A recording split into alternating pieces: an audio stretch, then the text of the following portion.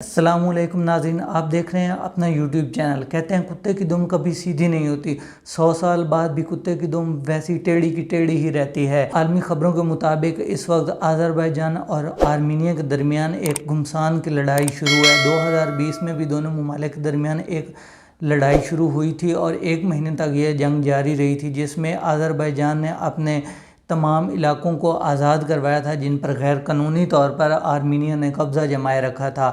اب یہ لڑائی اس وقت شروع ہوئی ہے جب آرمینیا نے سرحدی اضلاع دشقستان، قلعہ بازار اور لاشان کے قریب بڑی تعداد میں بارودی سرنگیں بچھانا شروع کی ہیں اور بڑی تعداد میں گولہ بارود جمع کرنا شروع کیا تاکہ پھر وہ اپنی شیطانی کارروائیاں آذربائیجان کے خلاف جاری رکھ سکیں، جس پر آذربائیجان بھی چپ بیٹھنے والوں میں سے نہیں تھا۔ آذربائیجان نے بھی بھرپور جوابی کارروائی کرتے ہوئے آرمینیا کے علاقے گورس، سوٹک اور جرموک کے علاقوں میں آرمینیا کے فوجی ٹھکانوں پر شدید گولہ باری کی۔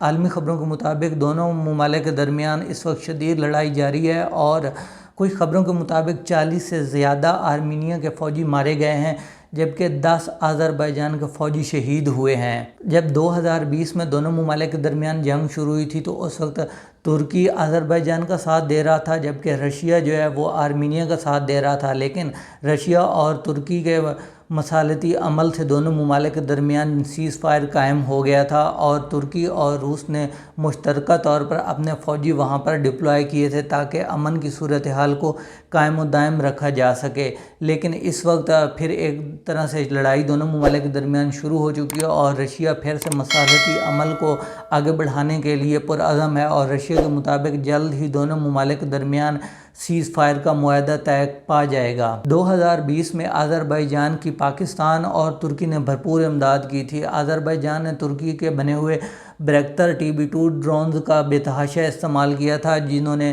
آذربائیجان کی فتح کو میدان جنگ میں یقینی بنایا تھا، اور دوسری جانب پاکستان نے انہیں مختلف انداز میں مدد فراہم کی تھی، جیسا کہ پاکستان نے اپنے ٹیکٹکس ان کے ساتھ شیئر کیے تھے اور سفارتی سطح پر آذربائیجان کی بھرپور انداز میں مدد کی تھی۔ ایک اور خبر کے مطابق پاکستان کے وزیر دفاع خواجہ محمد آصف نے ایک نجی TV کو انٹرویو دیا ہے جس میں انہوں نے کافی ساری چیزوں کا اعتراف کیا ہے۔ ان اعتراف کی طرف بڑھنے سے پہلے پاکستان کے سابقہ پرائم منسٹر عمران خان اپنے ایک جلسے میں اس چیز کا انکشاف کر چکے ہیں کہ پنجاب میں ان کی حکومت کو گرانے کے لیے کچھ شیطانی قوتیں پھر سے سرگرم ہیں، جس سے ملک میں ایک بار پھر سیاسی عدم استحکام فروغ پائے گا۔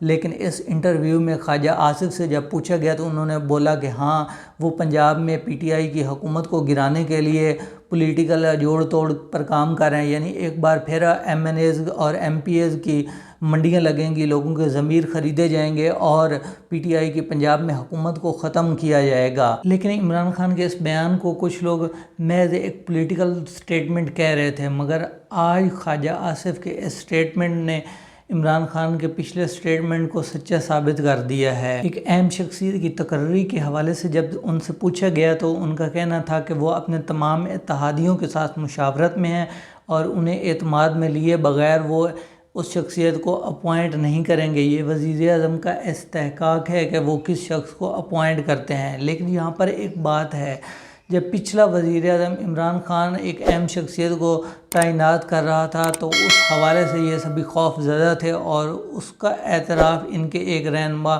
خرم دستگیر نے اپنے ایک انٹرویو میں کہا تھا کہ ہمیں بتایا گیا ہے کہ عمران خان اپنی پسند کا ایک شخص اپوائنٹ کرنا چاہتے ہیں، اس کی اپائنٹمنٹ کے بعد آپ لوگوں پر کرپشن کے کیسز تیز کر دیے جائیں گے اور ہم سب لوگ اس وقت جیل میں ہوتے اگر ہم عمران خان کی حکومت کو نہ گراتے۔ تو اس وقت وہ عمران خان تقرری کر رہا تھا ایز اے پرائم منسٹر، تو وہ تقرری حرام تھی، لیکن اس وقت شہباز شریف یہ تقرری کر رہا ہے تو یہ تقرری حلال ہے۔ کیا منافقت ہے جناب یہ!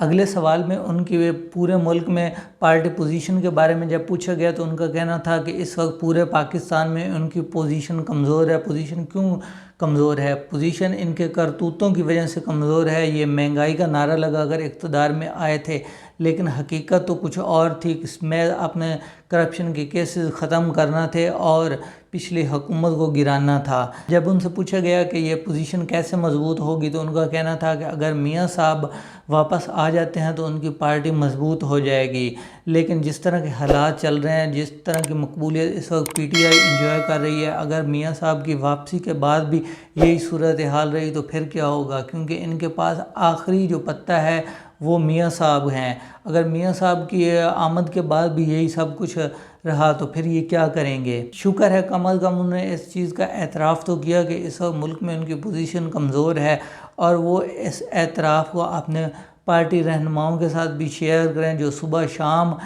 ایک ہی راگ الاپتے ہیں کہ جی ہم مقبولیت کے نئے جھنڈے گاڑ رہے ہیں، عوام میں ہم مقبول ہیں۔ اگلی خبر سوات کے حوالے سے ہے۔ یہ کوئی اچھی خبر نہیں ہے۔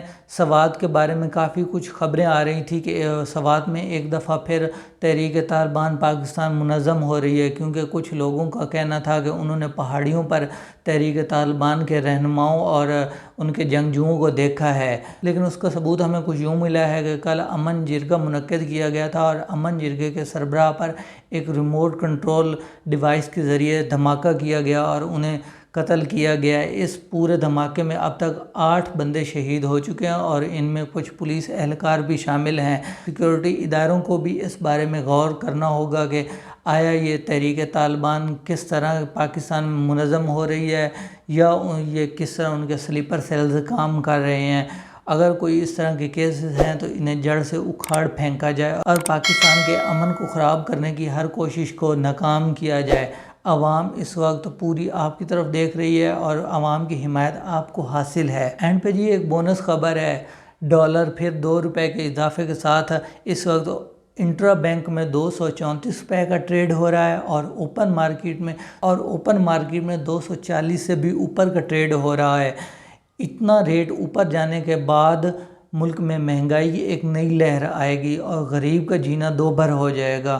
خدا را کچھ سوچئے، کچھ غریب کا خیال کیجئے، اور ڈالر کے اس بڑھتے ہوئے جن کو بوتل میں قید کیجئے، ورنہ یہ عوام آپ کو بوتل میں قید کر دے گی۔ تو دوستو اب تک کے لیے اتنا ہی، ملتے ہیں پھر اپنی اگلی کسی ویڈیو میں۔ تب تک کے لیے اپنا بہت سا خیال، اور اپنے اس چینل کا بھی، اور ہمیں اپنی دعا میں یاد رکھیے۔ اللہ حافظ۔